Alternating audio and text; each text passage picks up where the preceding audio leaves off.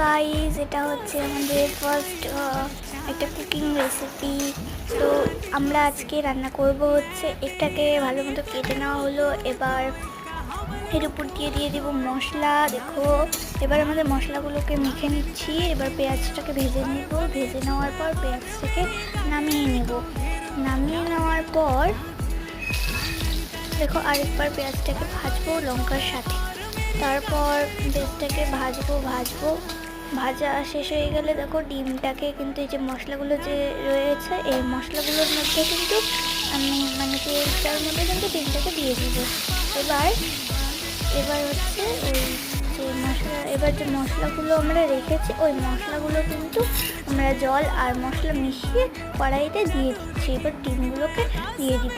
ডিমগুলোকে দিয়ে একটুখানি ফুটিয়ে নিলেই কিন্তু রেডি আমাদের এগ কারি। তো বাই, সাবস্ক্রাইব।